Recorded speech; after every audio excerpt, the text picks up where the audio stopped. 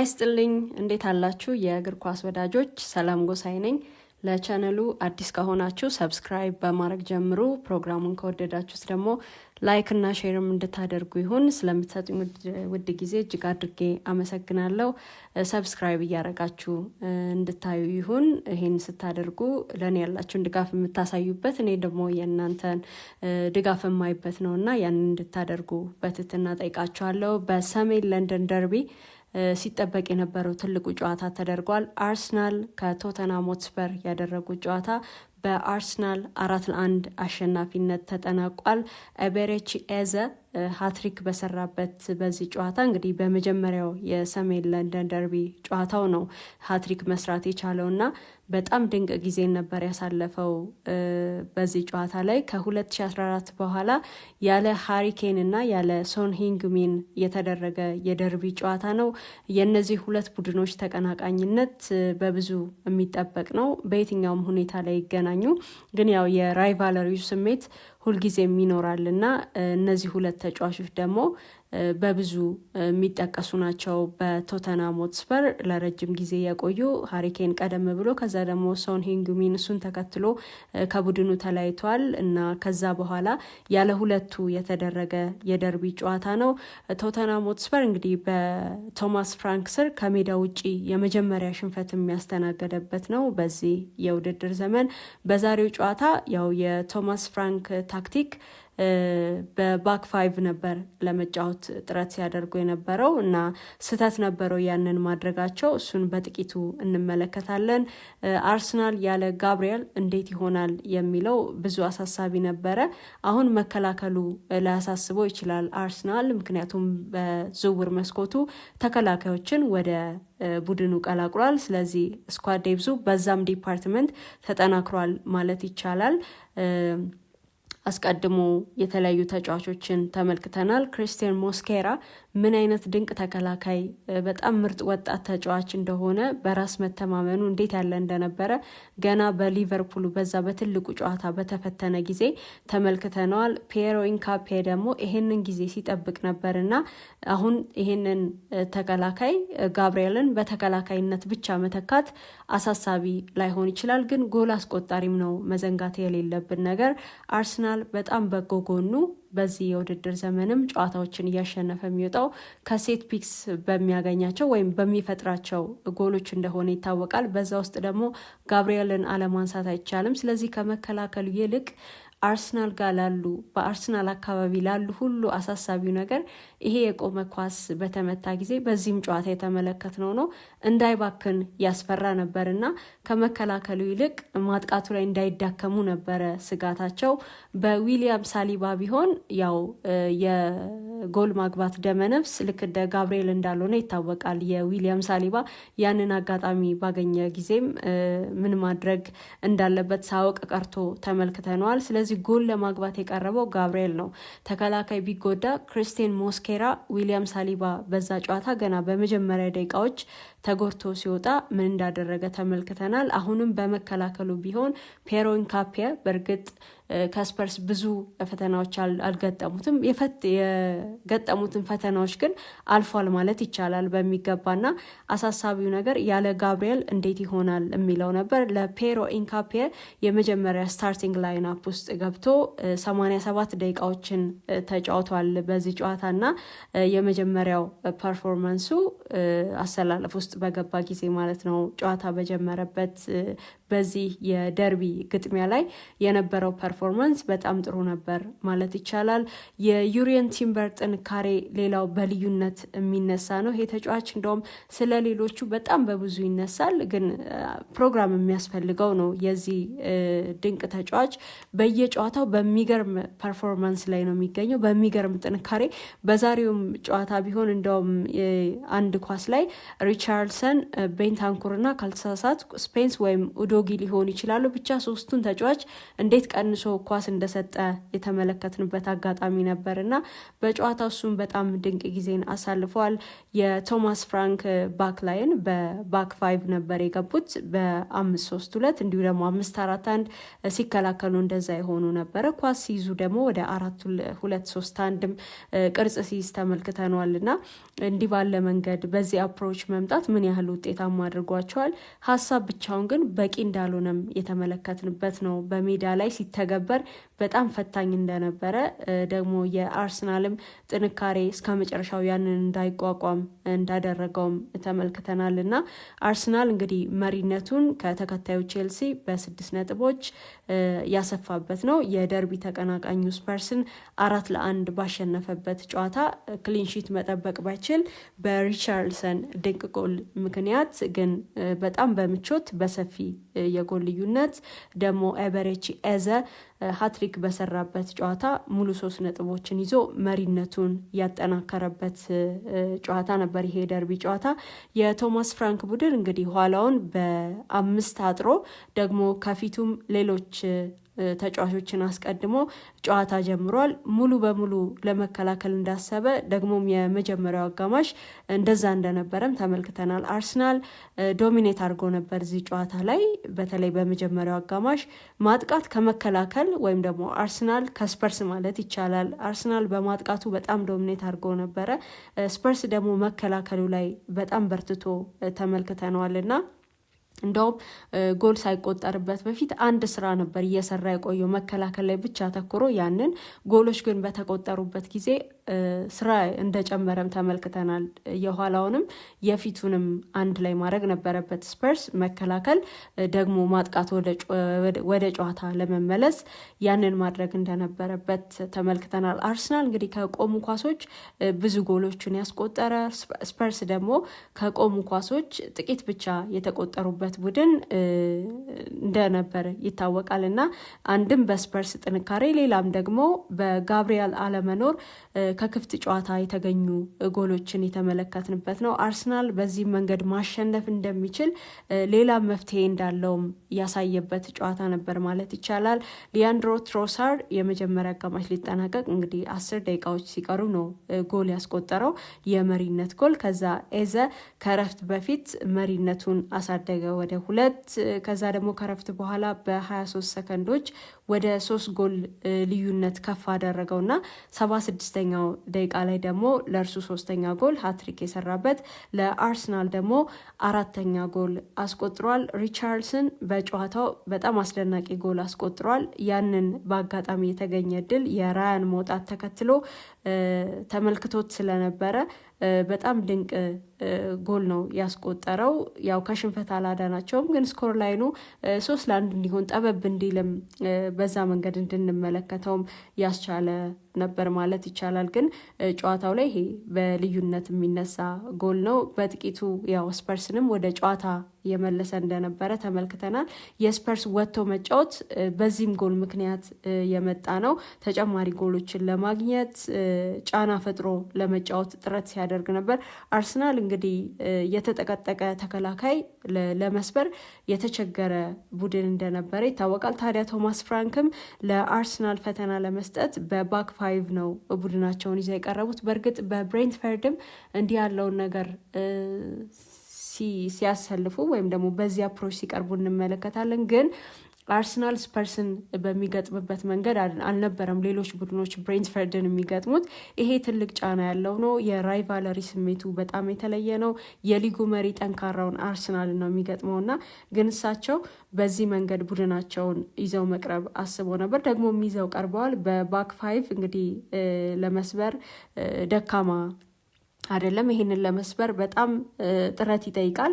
ቀላል አይደለም። ይሄንን መስመር ማለፍ 3 ሴንተር ባኮች ያሉት 2 ዊንግ ባክስን እየያዘም ነው ይሄ አሰላለፍ። ሀሳቡ እንግዲህ ጠንካራ የመከላከል ሽፋን ከመስጠትም ባለፈ ጠንካራ መሰረት ካለው መከላከል መልሶ ማጥቃትንም ለማስጀመር የሚፈቅድ ነው ይሄ አጫወት። ዳንሶ፣ ሮሚዮ እና ቫንደቬን ናቸው በመሀል ተከላካይነት የጀመሩት። በቀኝ ደግሞ ስፔንስ ነበር። እንዲሁ ኡዶጊ በግራ በኩል ተመልክተናል እና ባክፋይቭን የሰሩት እነዚህ 5 ተጫዋቾች ነበሩ። በሜዳ ላይ ተግባራቸው ግን እንደ ቶማስ ፍራንክ ሀሳብ አልነበረም። በእርግጥ በጨዋታው የመጀመሪያ ደቂቃዎች አርሰናል በመጠኑም ቢሆን ፍራስትሬት አድርጓል። እንዲህ ያለው የመከላከል አፕሮች እንግዲህ የመከላከል መዋቅሩ የዊንግ ባኩና ደግሞ የሴንተር ባኮቹም ጊዜያቸውን እየጠበቁ እርስ በርስ ከቨር መደራረግ ይኖርባቸው ነበረ። እንደዛ እስካልሆነ ድረስ ግን የሆነ ዲፌንሲቭ ዩኒት እስካልፈጠሩ ድረስ በጥበብ ካልሆነ እንደማይሰራም የተመለከትንበት ነው። ተጫዋቾችን በዛ መንገድ በማሰለፍ ብቻ እንደማይሰራም ተመልክተናል። አርሰናል እንግዲህ ይሄንን ላይን መስበር ሆኖለታል። ኤቤሬቺ ኤዜ በጣም ጥሩ ቀን አሳልፏል። በግራ እግሩ በጥሩ ሁኔታ የጨረሰውን ኳስ ጨምሮ ጎሎችን ያስቆጠረው ተጨማሪ ሌሎች 2 ጎሎች ነበሩትና ሃትሪክ ሰርቶ ነው ያጠናቀቀው። በአጠቃላይ ግን በጨዋታው በጣም ድንቅ ቀን ነው እያሳለፈው። ይሄ ጨዋታ ለምን ተጠበቀ ካልን ማንቸስተር ዩናይትድ ከኤቨርተን የሚያደርጉትን ጨዋታ ሳይጨምር ወይም ያ ሲቀር አርሰናል ከሁሉም ጨዋታዎች በኋላ ነው ጨዋታውን ያደረገው። ሁሉም ቀጥተኛ የዋንጫ ተፎካካሪዎቹ ተጫውተው ካጠናቀቁ በኋላ ነው ይሄ የአርሰናል ጨዋታ የመጣውና ጫና ይኖረዋል። አስቀድሞ ጨዋታን ጨርሶ ሌላውን ተቀናቃኝ መመልከት የበለጠ ቀለል ይላል። ለአርሰናል ግን በዚህ ሳምንት እንደዛ አልነበረም። ቀጥተኛ ተፎካካሪዎቹ አስቀድመው ነበር ጨዋታቸውን ያደረጉት፣ ግን 2ቱ በሽንፈት ነው ያጠናቀቁት። ቼልሲ ግን ድል ቀንቶታል። ሊቨርፑል በድካም ውስጥ የቆየ ቢሆንም ሙሉ በሙሉ ከፉክክር ወጥቷል ለማለት አያስደፍርም ነበር ቢያንስ እስከ ትላንትናው ጨዋታ። አሁን ግን ከዛ እየሸሸ ይመስላል። ተሸንፏል። ማንቸስተር ሲቲም ቢሆን ተነሳ ሲባል በድጋሚ በኒውካስል ድል ተነስቷል።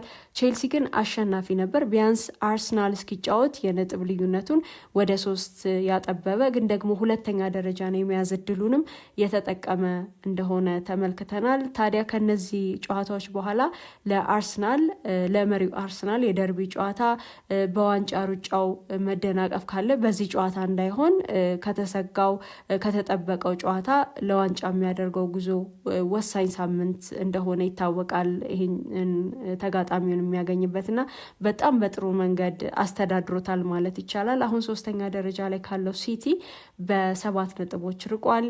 2ኛ ደረጃ ላይ ካለው ቼልሲ በ6 ነጥቦች፣ ከሊቨርፑል ደግሞ በ11 ነጥቦች ነው ርቆ ያለው። በዚህ ድል ምክንያት ኤዜ ለዚህ ድል መገኘት በጣም ዋናው ቁልፍ ሰው ነበር ማለት ይቻላል። በጣም ጥሩ ተጫውቷል።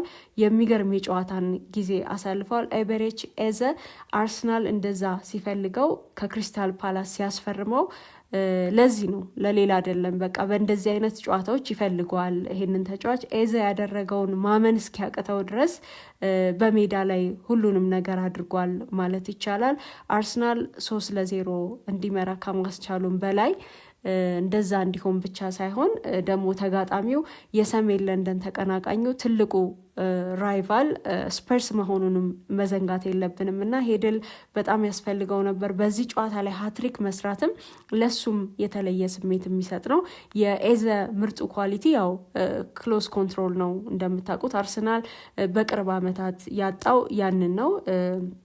ያንን ማየት አልቻለም ነበረ።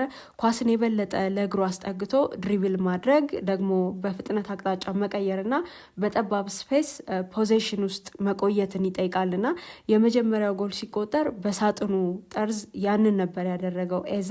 2ኛ ጎሉን ሲያስቆጥር ደግሞ ተከላካዩን ወዲያ እንግዲህ የኤዜ ኳስ ደግሞ ወዲህ ሆኖ ተመልክተነዋልና በአጠቃላይ በጣም ጥሩ ጊዜን ያሳለፈበት ነበር። ከአለን ሳንደርላንድ በኋላ ከ1978 በኋላ ማለት ነው በሰሜን ለንደን ደርቢ ሃትሪክ የሰራ የመጀመሪያው ተጫዋች ሆኗል ኤቤሬቺ ኤዜ። ሳንደርላንድም ያው የአርሰናል ተጫዋች ነበረ። ከዛ አስቀድሞ አንድ በአርሰናል አንድ በስፐርስ ተጫዋች የተሰራ ሃትሪክ ነበር። ከዛ በኋላ ለመጨረሻ ጊዜ ያንን ያደረገው አለን ሳንደርላንድ ነበረ። ከ1978 በኋላ የመጀመሪያው ተጫዋች ሆኗል ኤዜ። ይህንንም ታሪክ ሰርቷል። በጣም ጥሩ ጊዜን አሳልፏል። ስፐርስ እንግዲህ በዚህ ጨዋታ ትኩረቱ መከላከል ላይ እንደነበር ተመልክተናል። በመጀመሪያው አጋማሽ አንድም ኳስ ሾት አላደረገም። በአርሰናል የፍጹም ቅጣት ምት ሳጥን ውስጥ 2 ኳስ ብቻ ነበር የነካው። በንጽጽር አርሰናል በስፐርስ ሳጥን ውስጥ 16 ኳሶችን ነክቷልና ስለ ጨዋታው ይሄ ብዙ የሚነግረን ነው። ይሄ ቁጥር እንደው ቁጥሩን ብቻ አይተን ጥቂት መገመት እንኳን ብንችል የአርሰናል ዶሚናንስ ምን ያህል እንደነበረ ማየት ይቻላል። እንዲህ ላሉ ቡድኖች እንግዲህ የኬሬሽ ጥቅሙ በጣም የበለጠ ነው የሚሆነው። የኬሬሽ ጥቅም የበለጠ የሚጎለው እንዲህ ባለ አፕሮች ከሚቀርቡ ተጋጣሚዎች ጋር ነው። ምክንያቱም እንግዲህ የስፐርስ ባክ ፋይቭ ስትሬች የሚያደርግ ተጫዋች ሊሆን እንደሚችል መገመት ይቻላል። እንደዛ የሚያደርግ ተጫዋች ያስፈልግ ነበረ። የኬሬሽ ደግሞ ለዚህ ያለው ኤነርጂ ይታወቃል። በሌሎች ቡድኖች ላይ ሲያደርግ የቆየውንም ተመልክተናል። በእርግጥ ሳምፕል ሳይዙ ትንሽ ነው፣ ግን ደግሞ ወደ ሊጉ ከመጣ በኋላ ተከላካዮችን እንዴት የተከላካይ መስመሩን እንዴት ስትሬች እንደሚያደርግ ስፔሶች እንዴት ክሬት እንደሚያደርግ ተመልክተን ነበርና እንዲህ ባለ አፕሮች ለሚቀርቡ ቡድኖች ደግሞ ይሄ ተጫዋች የበለጠ ያስፈልግ ነበረ።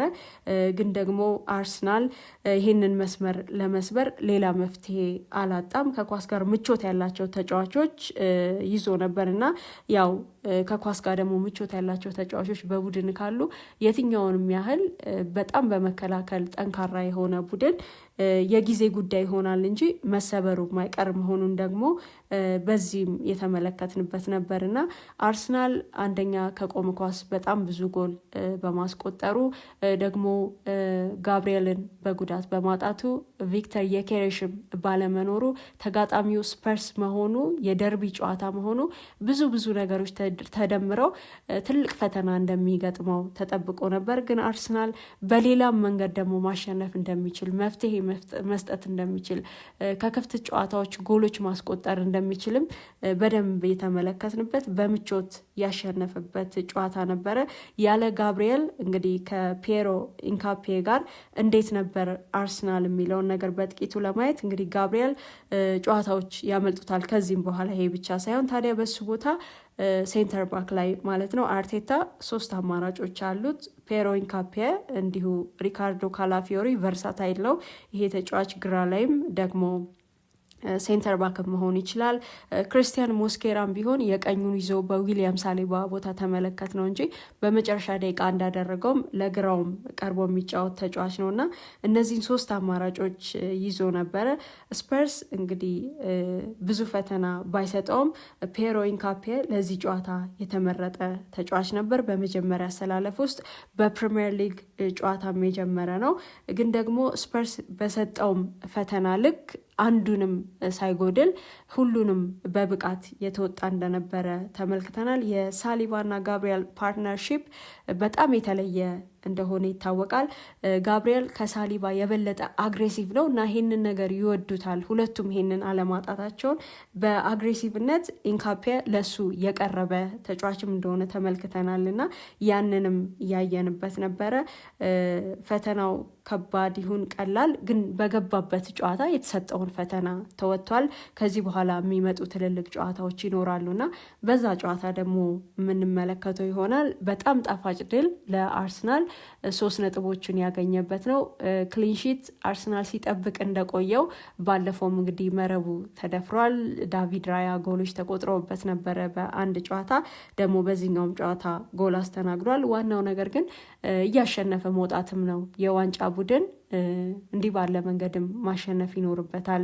የትኛውንም ያህል ጎል ይቆጠርበት፣ ግን 3 ነጥቦችን ይዞ መውጣት ለዋንጫ አሸናፊነት የሚመራ ነውና ይሄ ኤበሬች ኤዘ ሃትሪክ የሰራበት ይሄ ጨዋታ አርሰናልን የበለጠ ለዋንጫ አሸናፊነት መንፈስ ያቀረበው የበለጠ ኃይል የሆነውም እንደሆነ ማንሳት ይቻላልና በዚህ በደርቢ ጨዋታ ኤምሬትስ ላይ በጣም ጣፋጭ ድል አግኝተዋል አርሰናል። ቀጣይ ጨዋታው ሮብ ነው የሚሆነው። ከባየር ሚኒክ ጋር ነው ጨዋታውን የሚያደርገው። ባየርን በቡንደስሊጋው በጣም ጠንካራ ቡድን እንደሆነ እየተመለከትነው ነው። በሜዳው ኤምሬትስ ነው ባየርንን የሚያስተናግደው አርሰናል እና ይሄንንስ ፈተና እንዴት ይወጣዋል እሱን እንመለከታለን። ለዛሬ ግን ይሄ ሲጠበቅ የነበረው ትልቅ የደርቢ ጨዋታ በጣም ብዙ ነገር ማለት ነው ለአርሰናል ደግሞ በልዩነት ለኤቤሬቺ ኤዜ በጣም ድንቅ ቀን ያሳለፈበት እንደነበረ ደግሞ የልጅነት ክለቡም ነበር። ሊያስፈርሙ ከፈለጉት ተጫዋቾች ቡድኖች መካከል ደግሞ ስፐርስ የሚገኝበት እንደነበረ ማስታወስ ይቻላል እና ፊቱ ላይ የነበረውን ደስታ ስንመለከት ለዚህ ቡድን መስጠት የሚፈልገውን ነገር እየሰጠ እንዳለ የተሰማው ገና ዛሬ ሁሉ ይመስል ነበረ። ያደርግ የነበረውን ሁሉ በጣም በደስታ ነበር ሲያደርግ የቆየው። ለነገሩ መታተሩ ከዚህም ጨዋታዎች በፊት የነበረ ነው፣ ግን ከአንድም 3 ጎሎችን ማስቆጠር ከ3ም ደግሞ ይሄ ትልቅ የደርቢ ጨዋታ ላይ ለአርሰናል ድል ምክንያት መሆን በምቾት እንዲያሸንፍ መርዳት ኤቤሬቺ ኤዜ ከዚህ በላይ የሚያስደስተው ነገር ያለ አይመስልምና በጣም ድንቅ ቀን አሳልፈዋል። አርሰናልም የደርቢውን ጨዋታ በድል ተወጥቷል። ለቻናሉ አዲስ ከሆናችሁ ሰብስክራይብ ማድረግ እንዳትረሱ። ፕሮግራሙን ከወደዳችሁት ደግሞ ላይክ እና ሼር እንድታደርጉ ይሁን። አስተያየት ቢኖራችሁ በአስተያየት መስጫው ሳጥን ውስጥ አስቀምጡልኝ። ሁሉንም መለከታችኋለሁ። አመሰግናለሁ።